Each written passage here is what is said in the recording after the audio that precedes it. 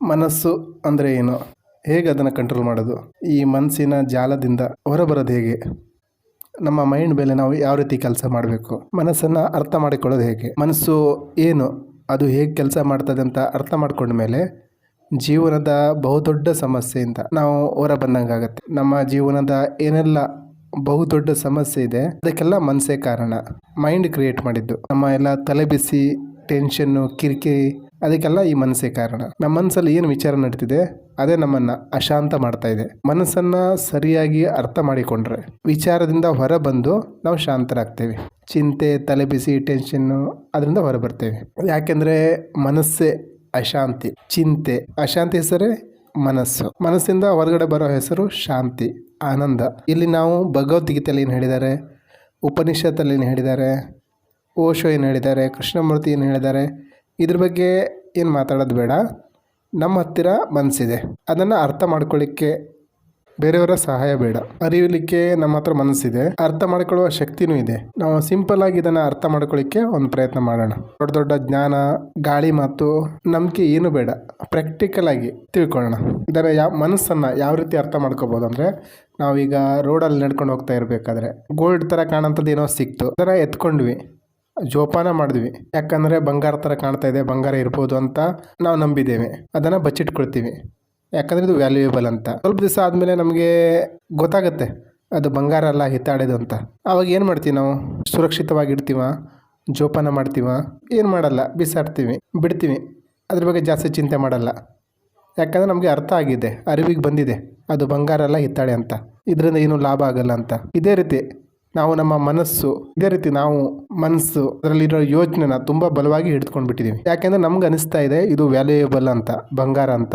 Mind, thought, idea ಇವೆಲ್ಲ valuable ಅಂತ ನಾವು ತಿಳ್ಕೊಂಡಿದ್ದೀವಿ. ಯಾವಾಗ ನಮಗೆ ಇದು ಬಂಗಾರ ಅಲ್ಲ, ಹಿತ್ತಾಳೆ ಅಂತ ಅರ್ಥ ಆಗುತ್ತೋ, ಅರಿವಾಗುತ್ತೋ, ಆವಾಗ ನಾವು ಮೈಂಡನ್ನ ಬಿಡಬೇಕಾಗಿಲ್ಲ, ಅದೇ ನಮ್ಮನ್ನು ಬಿಟ್ಟು ಹೋಗ್ಬಿಡುತ್ತೆ. ಈ ವ್ಯಾಲ್ಯೂ ಇಲ್ಲ ಅಂತ ಅರಿವಿಗೆ ಬರಬೇಕು. ಅರಿವಿಗೆ ಬಂದರೆ ಅದೇ ನಮ್ಮನ್ನು ಬಿಟ್ಟು ಹೋಗುತ್ತೆ. ಮೈಂಡ್ ನಮ್ಗೆ ಬಿಟ್ಟು ಹೋದಾಗ ನಾವು ಅದರ ಆಚೆ ಜೀವನ ಏನಿದೆ ಅದನ್ನು ಬದುಕ್ಬೋದು.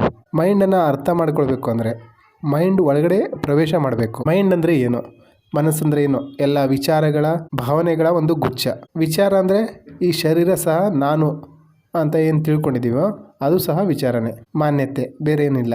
ಎಲ್ಲ ಥಾಟ್ಗಳೇ ನಮ್ಮ ಮನಸ್ಸು. ಈ ವಿಚಾರ ಅಂದರೆ ಏನು, ಥಾಟ್ಸ್ ಅಂದರೆ ಏನು, ಮನಸ್ಸಲ್ಲಿ ಬರೋ ವಿಚಾರಗಳು ಅಂದರೆ ಏನು ಅಂದರೆ, ನಾವು ಚಿಕ್ಕಂದಿನಿಂದ ಈವರೆಗೂ ಕಣ್ಣಾರೆ ಕಂಡಿದ್ದು, ಕಿವಿಯಾರೆ ಕೇಳಿದ್ದು, ಸ್ಪರ್ಶ ಮಾಡಿದ್ದು, ಅನುಭವ ಆಗಿದ್ದು, ಎಲ್ಲ ಪಂಚೇಂದ್ರಿಯಗಳ ಮುಖಾಂತರ ಕೇಳಿಸ್ಕೊಂಡಿದ್ದು, ಗಮನಕ್ಕೆ ಬಂದಿದ್ದು, ಅನುಭವಕ್ಕೆ ಬಂದಿದ್ದು, ನೋಡಿದ್ದು ಎಲ್ಲ ಇಂಪಲ್ಸ್ಗಳ, ಥಾಟ್ಸ್ಗಳ ಒಂದು ಸ್ಟೋರೇಜ್.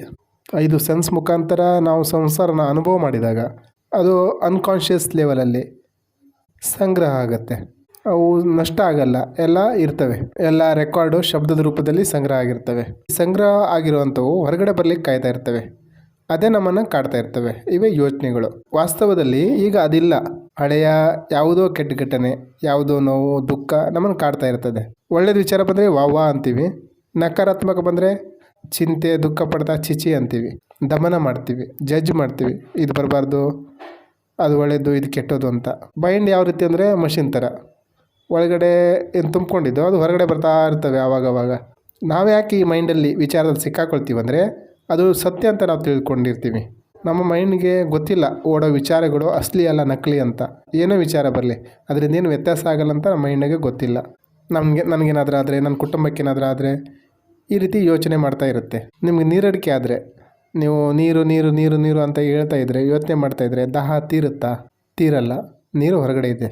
ಅದೇ ರೀತಿ ನಮ್ಮ ಮೈಂಡಲ್ಲಿ ನಡೆಯುವ ವಿಚಾರ, ಯೋಚನೆ ವಾಸ್ತವಿಕ ಅಲ್ಲ, ಇದು ಛಾಯೆ, ನೆರಳು. ಹೇಗೆ ಬಂತು ಅಂದರೆ ಚಿಕ್ಕ ವಯಸ್ಸಿನಿಂದ ಏನು ನೋಡಿದ್ದೇವೆ, ಕೇಳಿದ್ದೇವೆ, ಅವಮಾನ ಆಯಿತು, ದುಃಖ ಆಯಿತು, ಆತಂಕ ಆಯಿತು, ಭಯ ಆಯಿತು, ಅದೆಲ್ಲದರ ಛಾಯೆ, ರಿಯಾಲಿಟಿ ಅಲ್ಲ. 5 ವರ್ಷದ ಹಿಂದೆ ಜಗಳ ಆಗಿದೆ, ಅವಮಾನ ಆಯಿತು, ಆವಾಗ ಆಗಿರುವ ಅವಮಾನ ಈಗ ಅದನ್ನು ನೆನೆಸ್ಕೊಂಡು ಕೊರಗುದ್ರಲ್ಲಿ ಏನೂ ಅರ್ಥ ಇಲ್ಲ. ಈಗ ಅವನನ್ನು ಬಂದು ಜಗಳ ಆಡ್ತಾ ಇಲ್ಲ, ಈಗ ಅದರ ಛಾಯೆ ಮಾತ್ರ ಉಳ್ಕೊಂಡಿರೋಂಥದ್ದು. ಒಳಗಡೆ ಏನೇ ವಿಚಾರ ನಡೆದ್ರು ಅದು ಸತ್ಯ ಅಲ್ಲ. ಇದನ್ನು ಮೊದಲು ಸರಿಯಾಗಿ ಅರ್ಥ ಮಾಡ್ಕೊಳ್ಳಿ. ನಮಗೆ ಅನಿಸುತ್ತೆ ಇದು ಸತ್ಯ ಅಂತ, ಆದರೆ ಇದು ಅಸತ್ಯ, ಶ್ಯಾಡೋ, ಶಡೋ ಎಕ್ಸಿಸ್ಟೆನ್ಸ್, ಘಟನೆ ಆಗಿ ಹೋಗಿದೆ ಅದರ ಸ್ಮರಣೆ.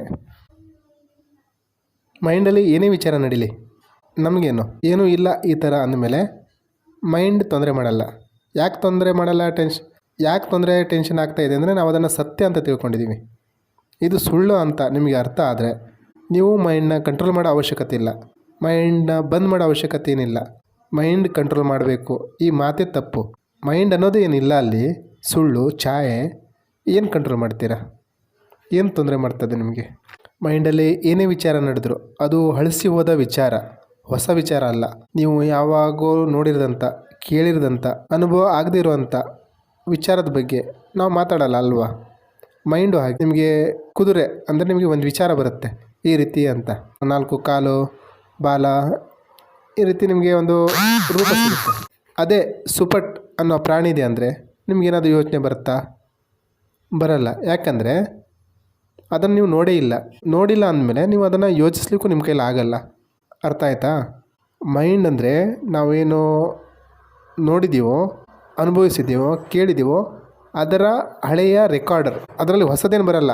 ನಮಗೆ ಬೆಂಗಳೂರು, ಮೈಸೂರು, ಮಂಗಳೂರು ಅಂದರೆ ನಿಮ್ಗೆ ಅರ್ಥ ಆಗುತ್ತೆ, ಆ ಪ್ಲೇಸ್ಗಳು ನೆನಪಿಗೆ ಬರ್ತವೆ. ಕ್ಯಾಲಿಫೋರ್ನಿಯಾ ಅಂದರೆ ಏನಾದರೂ ಯೋಚನೆ ಬರುತ್ತಾ? ಬರಲ್ಲ.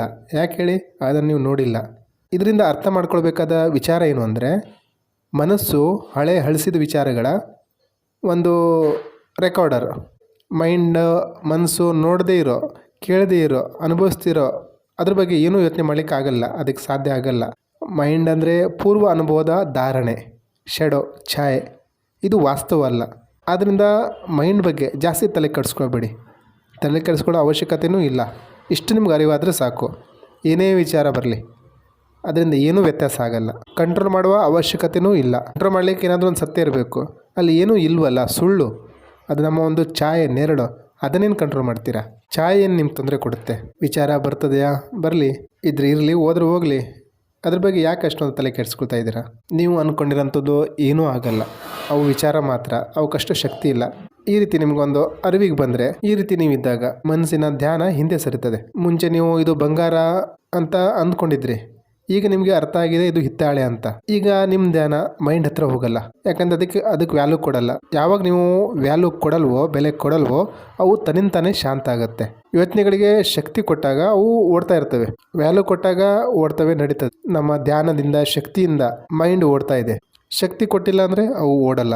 ಯಾವಾಗ ನಮ್ಮ ಶಕ್ತಿ ಈ ಛಾಯೆ ಹಿಂದೆ ಹೋಗೋದನ್ನು ಬಿಟ್ಟಾಗ ನಾವು ಸತ್ಯದ ಕಡೆ ಹೋಗ್ತೀವಿ. ಸತ್ಯ ಮನಸ್ಸಿನ ಆ ಕಡೆ ಇದೆ. ಯಾವಾಗ ಮೈಂಡ್ ಇರಲ್ವೋ ಸತ್ಯ ತನ್ನಿಂತಾನೇ ಪ್ರಕಟ ಆಗುತ್ತೆ. ಒಂದು ಸಲ ನೋ ಮೈಂಡ್ ಸ್ಟೇಟಿಗೆ ಇರಲಿಕ್ಕೆ ನಾವು ಪ್ರಾಕ್ಟೀಸ್ ಮಾಡ್ಕೊಂಡ್ಬಿಟ್ರೆ, ನೋ ಮೈಂಡ್ ಅಂದರೆ ಶೂನ್ಯ, ನಿರ್ವಿಚಾರ, ಆ ವ್ಯವಸ್ಥೆಯಲ್ಲಿ ಇರಲಿಕ್ಕೆ ನೀವು ಪ್ರಾಕ್ಟೀಸ್ ಮಾಡ್ತಾ ಇದ್ದರೆ ಸತ್ಯ ತನ್ನಿಂತಾನೇ ಪ್ರಕಟ ಆಗುತ್ತೆ.